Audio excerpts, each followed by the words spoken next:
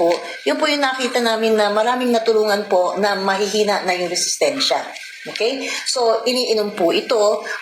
Pwede pong 5, 10 drops or 3 times, 4 times, 4 times in a day. Pero minsan pagka may mga bukol, pag medyo severe yung infection, pag medyo marami yung minerals na kulang niya, kasi hindi namin talaga yung dose. Pero ang kagandahan po, marami po yung nag-i-improve as they improve on their diet din and on their lifestyle. Yung mas plus natin, maraming laman yan na minerals. Basically, yung mga talagang daily na kailangan natin. Pero yung mga rare na minerals din, meron din pa unti-unti yan. Okay? So, itong Quantumin Plus can be your source of minerals na para medyo mas normal ang function ng katawan nyo. Okay? Makakagalaw pa kayo ng mas maayos. Okay?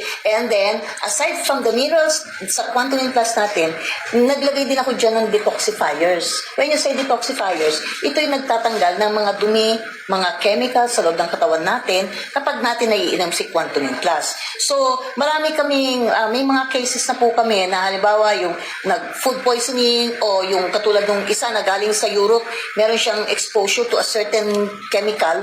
Tapos, hindi siya nakarecover kagad.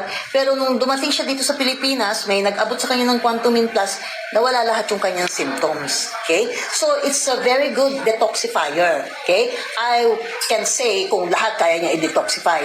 Pero siguro majority nung pwede natin ma-intake ng mga chemicals, ma-detoxify niya. And at the same time, meron din siyang fulvic substance.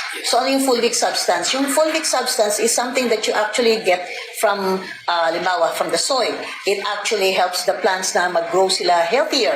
Okay? So, itong ating fulvic substance na kasama sa abroad pa ho natin kinukuha na ano na rin po yan, na yung nag-cleanse na, na-detoxify, na-process na. Kaya pag pinasok po doon sa Quantumin Plus, assured po kayo na magandang quality na po yun ng fulvic substance. And it can start already the repair process inside your body.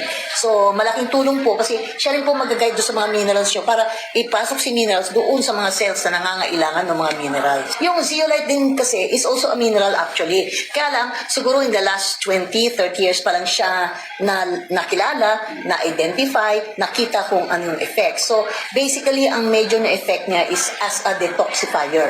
Okay? So, marami pa po ang iba-ibang mga chemicals na nag-iiwan sa katawan natin na minsan hindi na rin po natin na ilalabas o masyado tayong exposed dun sa mga chemicals na yon.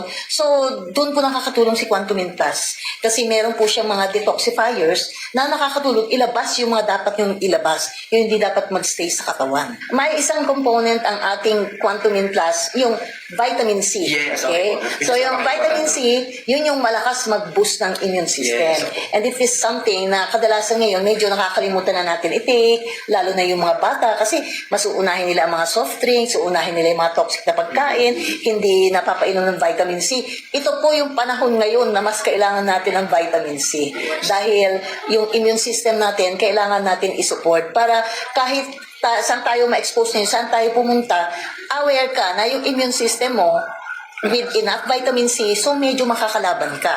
Alam naman po natin over the years na yung vitamin C o ascorbic acid has been helping boost our immune system. So, na nakagamit na ng Quantumin Plus for the last 12 years, alam niyo po kung paano kayo natulungan ng Quantumin. Ngayon po, ang papaalalahanin ko lang po sa inyo is kailangan mas maging maingat po tayo ngayon, mas intindihin po natin yung health natin habang hinihintay natin kung ano ang maitutulong pa ng gobyerno at lahat na nagre-research po ngayon.